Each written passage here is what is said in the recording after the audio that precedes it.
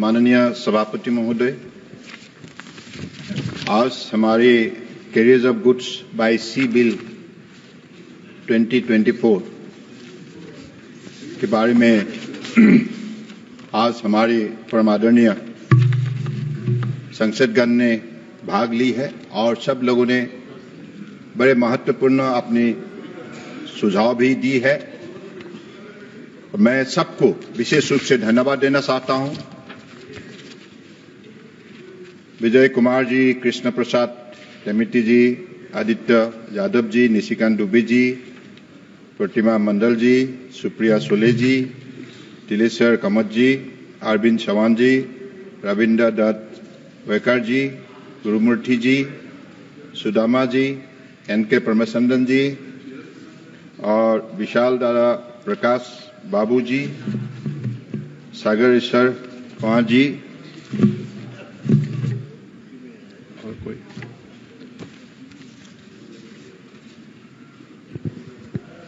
हमारे आदरणीय संसदगण ने जो भी अपनी बात रखी है, सवाल भी उन्होंने उठाया है, तो इस सिलसिले में मैं इतना ही कहूंगा। ये जो बिल लाया गया है, आप सबको मालूम है, प्री इंडिपेंडेंस एक्ट है। 100 साल पहले ब्रिटिश ने इसको रचना की थी और आज हमारी देश स्वतंत्र एक देश है, भारत स्वतंत्र एक राष्ट्र है। तो देशवासियों का ही अपेक्षा है कि हमारी स्वतंत्र कानून व्यवस्था बने। ये जो लोगों का उम्मीद है, जो आशा है, इन चीजों को साकार करने के लिए अगर किसी ने सामने से मजबूती से निष्ठापूर्वक कदम उठाया है, वो हमारे देश के आदर्शवादी नेता, दुनिया का सबसे लोकप्रिय नेता प्रधानमंत्री Narendra Modi ji. He firmly believed that we'll have to bring transformation through reforms. That is why in all the sectors, many reformation has been taken place. As a result, whatever transformation now we have seen in the country, which has been helping the nation to grow faster. That is why India is now fastest growing economy in the world. और आज आप सबको मालूम है कि port shipping waterways, this is the largest transporter of the country. 95% by volume and 70% by value. That is the EXIM cargo transportation performed by this ministry. And that is why, to make our country more competitive globally, we'll have to bring transformation through reforms. That is why this legislative reforms has been brought to the August House. And with your kind support, the last 10 March, we brought a bill of lading. With your support, this August House has passed it. Now, carriage of goods by sea, Bill 2024. It is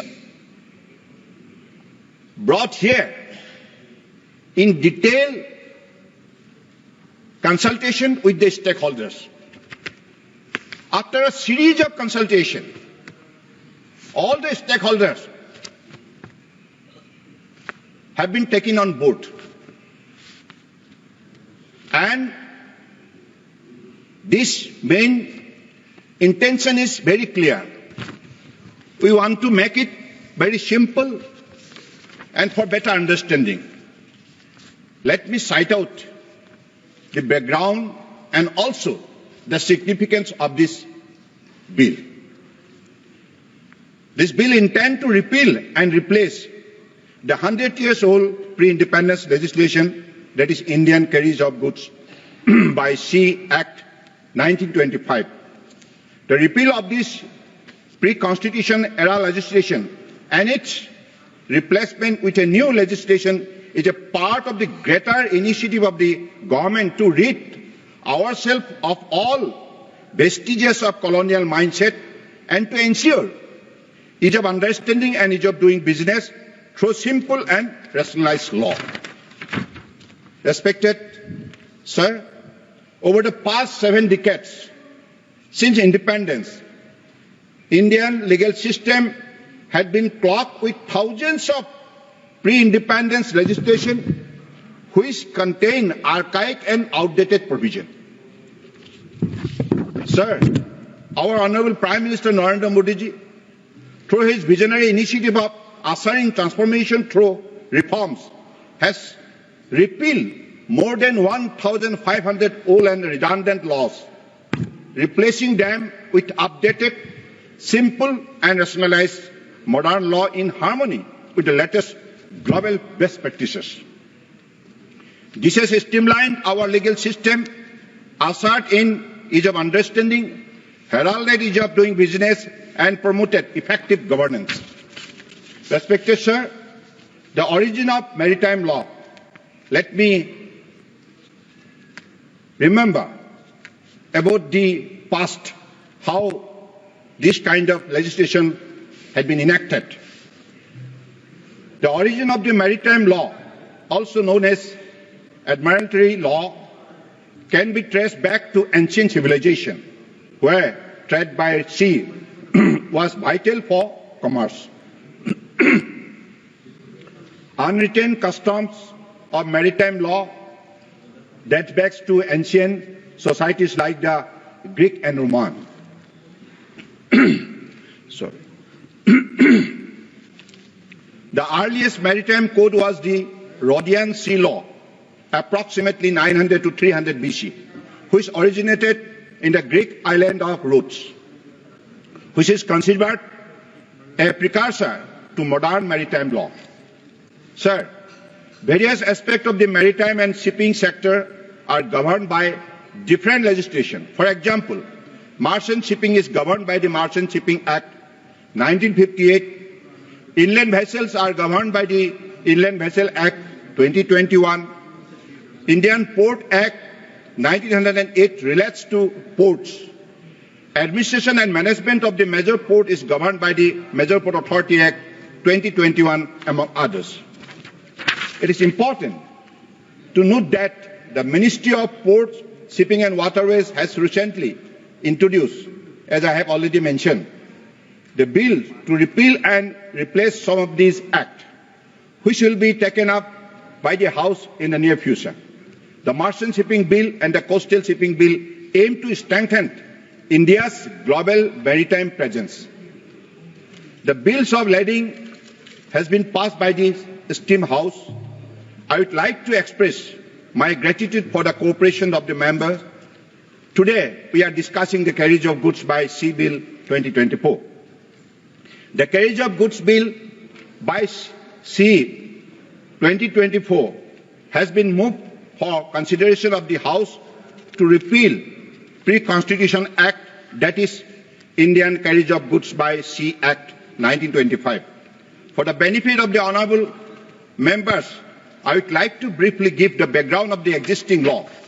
The Act of 1925 is substantially based on the International Convention for the unification of certain rules of law relating to Bill of Lading of August 1924, which are called Hague Rules. This convention was amended by the Brussels Protocol of February 1968, which is called Visby Rules. With increase in trade, the inclusion of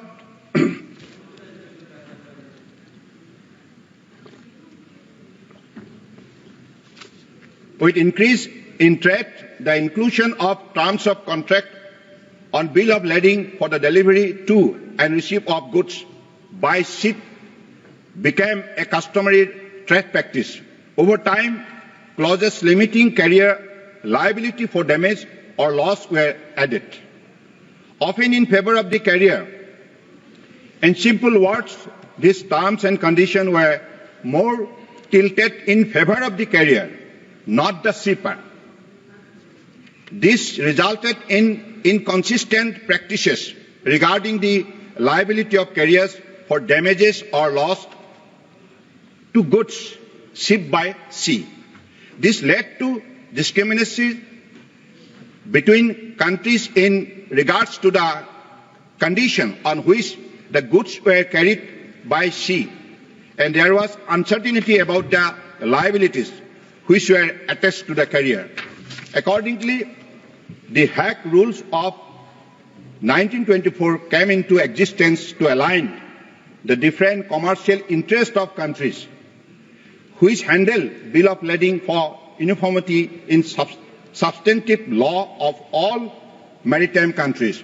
The Act was passed by British regime in the year of 1925. The said Act of 1925 is a brief legislation comprising 7 sections which deal with the applications of the Hague Rules as amended by the Visby Rules together, known as Hague-Visby Rules, laid in the Schedule of 1925 Act. In the Schedule of the Act, rights, immunities, liabilities and responsibilities of the carrier have been laid down, which is based on the provision of the Hague-Visby Rules that India has accepted. The Act is applicable when ships are carrying goods from an Indian port to foreign port or from an Indian port to any other Indian port, thereby covering international carriage of goods from India as well as domestic carriage of goods by sea. In Indian context, the subject matter of the Act is also relevant at present. However, since it is a pre-constitutional legislation, the language therein requires some simplification. Language requires some simplification without changing the substantive intent of provision in order to facilitate ease of understanding of the legislation in line with drafting practices followed in the recent Indian Institute. Respected Sir, let me take this opportunity to enlighten this august House about the primary objective of the Carriage of Goods by Sea Bill 2024 now under consideration of the House. The main objective of this new bill is to simplify the language of the provision for ease of understanding. To simplify the language of the provision for ease of understanding to the extent possible without changing the substantive or oblique spirit of the Act. Minor modifications have thus been made under various provisions for simplification of language of the statute to ensure ease of understanding. Similarly, the definitions of the expression, applicable rules, notification and schedule in the bill under clause 2 has been met.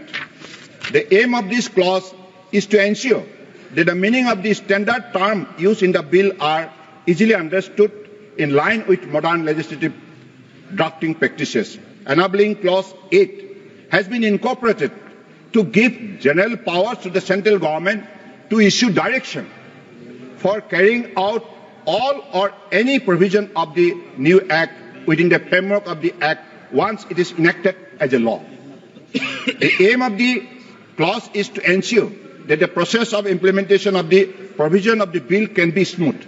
For the smooth implementation of the clause, the bill also introduces a provision as clause 9 empowering the central government to amend the schedule by notification, which may facilitate modification of the schedule of the bill if required.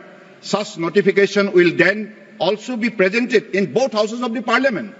Without the approval of the parliament, nothing is going to happen. So this apprehension, whatever you have, please remove from your mind, because this has already clarified the standpoint.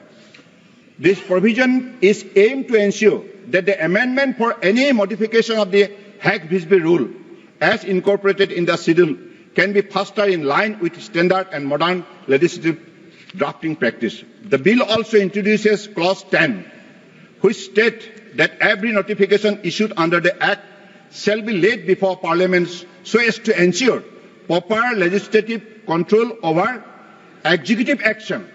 So this is one of the points raised by our honourable members. So this is clarified about their apprehension. This clause will ensure that any notification that amended schedule of the bill is duly scrutinized and approved by the Parliament. This Parliament has got the power. Ultimately, it will finally approve. Honourable Chairman, sir, as the shipping sector is growing faster, there is no need for reformative or simple legislation. Easy understanding of the law will lead to ease of doing business and reduce the potential risks of litigation. The bill, therefore, is expected to make India's law for the carriers of goods by sea simpler and effective. Honourable Chairman, sir, this bill retains provision that strike a balance between the rule of the shipper and the carrier, because this relationship must be holistic relationship, trustworthy relationship. That is why shipper and carrier, they must have better understanding to each other, better credibility to each other.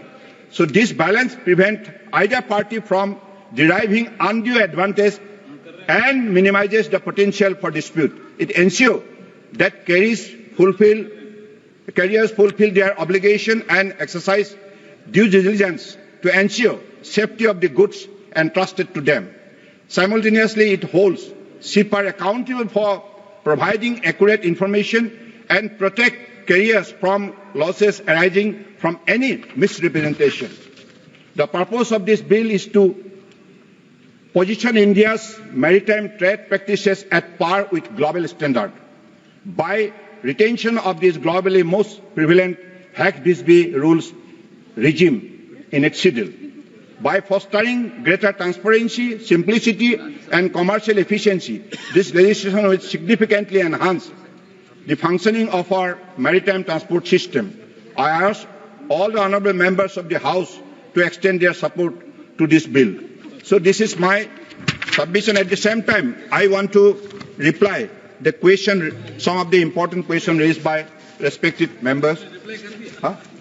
So should I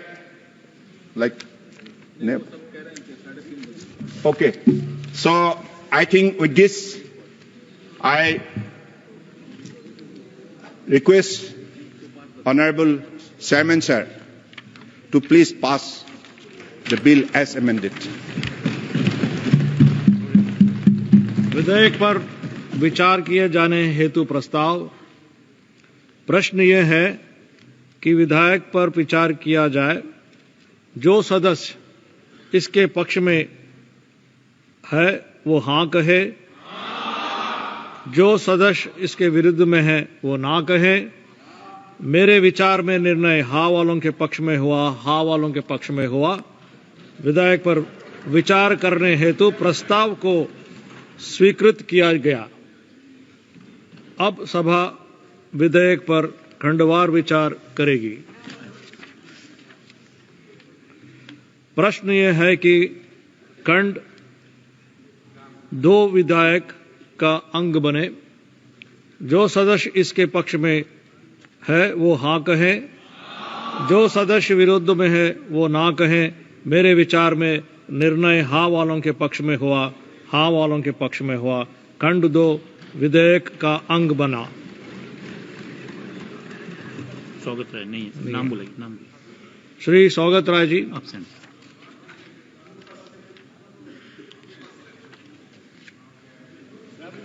प्रश्न यह है कि खंड 3 और 4 विधेयक के अंग बने। जो सदस्य इसके पक्ष में है वो हाँ कहे, जो सदस्य विरुद्ध में है वो ना कहे।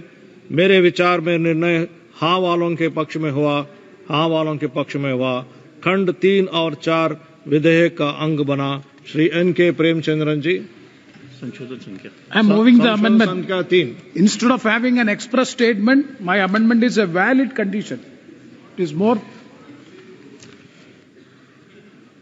प्रश्न यह है कि श्री N.K. प्रेमचंद्रन द्वारा प्रस्तुत संशोधन संख्या 3 को संस्कृत किया जाए, स्वीकृत किया जाए। जो सदस्य इसके पक्ष में है वो हाँ कहे, जो सदस्य इसके में विरुद्ध में है वो ना कहे। मेरे विचार में निर्णय ना वालों के पक्ष में हुआ, ना वालों के पक्ष में हुआ। संशोधन अस्वीकृत हुआ। प्रश्न यह है कि खंड 5 विधेयक का अंग बने। जो सदस्य इसके पक्ष में है वो हाँ कहे, जो सदस्य विरुद्ध में है वो ना कहें। मेरे विचार में निर्णय हाँ वालों के पक्ष में हुआ, हाँ वालों के पक्ष में हुआ। खंड 5 विधेयक का अंग बना। श्री सौगत राय, संशोधित संख्या 8। प्रश्न यह है कि खंड 6 विधेयक का अंग बने। जो सदस्य इसके पक्ष में है वो हाँ कहें। जो सदस्य विरुद्ध में है वो ना कहें। मेरे विचार में निर्णय हाँ वालों के पक्ष में हुआ, हाँ वालों के पक्ष में हुआ। खंड 6 विधेयक के अंग बना। श्री एन.के. प्रेमचंद्रन जी, संशोधक संख्या 4 से 6। Yeah, I am moving the amendment, sir. प्रश्न यह है कि श्री एन.के. प्रेमचंद्रन द्वारा प्रस्तुत संशोधन संख्या 4 से 6 का स्वीकृत किया जाए। जो सदस्य इसके पक्ष में है वो हाँ कहे। जो सदस्य इसके विरुद्ध में है वो ना कहे। मेरे विचार में निर्णय ना वालों के पक्ष में हुआ, ना वालों के पक्ष में हुआ। संशोधन अस्वीकृत हुआ। प्रश्न यह है कि खंड 7 से 12 विधेयक का अंग बने। जो सदस्य इसके पक्ष में है वो हाँ कहें। जो सदस्य विरुद्ध में है वो ना कहें। मेरे विचार में निर्णय हाँ वालों के पक्ष में हुआ, हाँ वालों के पक्ष में हुआ। खंड 7 से 12 विधेयक के अंग बने। श्रीमती प्रतिमा मंडल, संशोधन संख्या 9। वो नहीं है। प्रश्न यह है कि अनुसूचित विधेयक का अंग बने। जो सदस्य इसके पक्ष में है वो हाँ कहें। जो सदस्य इसके विरुद्ध में है वो ना कहे। मेरे विचार में निर्णय हाँ वालों के पक्ष में हुआ, हाँ वालों के पक्ष में हुआ। अनुसूची विधेयक का अंग बनी। माननीय मंत्री जी, संशोधन संख्या 2। Sir, I move that the bill as amended be passed. Amendment. I move amendment. Sorry. प्रश्न यह है कि माननीय मंत्री जी द्वारा प्रस्तुत संशोधन संख्या 2 की स्वीकृत किया जाए। जो सदस्य इसके पक्ष में है वो हाँ कहें। जो सदस्य इसके विरुद्ध में है वो ना कहें। मेरे विचार में निर्णय हाँ वालों के पक्ष में हुआ, हाँ वालों के पक्ष में हुआ। संशोधन स्वीकृत हुआ। प्रश्न यह है कि खंड 1 विधेयक का अंग बने। यथा संशोधित विधेयक के अंग बने। जो सदस्य इसके पक्ष में है वो हाँ कहें। जो सदस्य विरुद्ध में है वो ना कहे। मेरे विचार में निर्णय हाँ वालों के पक्ष में हुआ, हाँ वालों के पक्ष में हुआ। खंड 1 यथा संशोधित विधेयक का अंग बना। माननीय मंत्री जी, संशोधन संख्या 1। Sir, I move the amendment. प्रश्न यह है कि माननीय मंत्री जी द्वारा प्रस्तुत संशोधन संख्या 1 को स्वीकृत किया जाए। जो सदस्य इसके पक्ष में है वो हाँ कहें। जो सदस्य इसके विरुद्ध में है वो ना कहे। मेरे विचार में निर्णय हाँ वालों के पक्ष में हुआ, हाँ वालों के पक्ष में हुआ। संशोधन स्वीकृत हुआ। प्रश्न यह है कि यथा संशोधित अधिनियम सूत्र विधेयक का अंग बने। जो सदस्य इसके पक्ष में है वो हाँ कहें। जो सदस्य विरुद्ध में है वो ना कहे। मेरे विचार में निर्णय हाँ वालों के पक्ष में हुआ, हाँ वालों के पक्ष में हुआ। यथा संशोधित अधिनियम सूत्र विधेयक का अंग बना। प्रश्न यह है कि उद्देशिका और विधेयका का पूरा नाम विधेयक का अंग बने। जो सदस्य इसके पक्ष में है वो हाँ कहे। जो सदस्य इसके विरुद्ध में है वो ना कहे। मेरे विचार में निर्णय हाँ वालों के पक्ष में हुआ, हाँ वालों के पक्ष में हुआ। प्रस्ताव स्वीकृत हुआ। उद्देशिका और विधेयका का पूरा नाम विधेयक का अंग बना।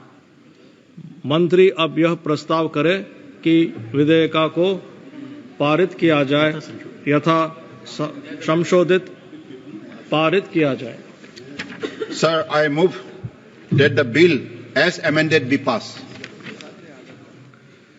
प्रश्न ये है कि विधेयक यथा संशोधित को पारित किया जाए।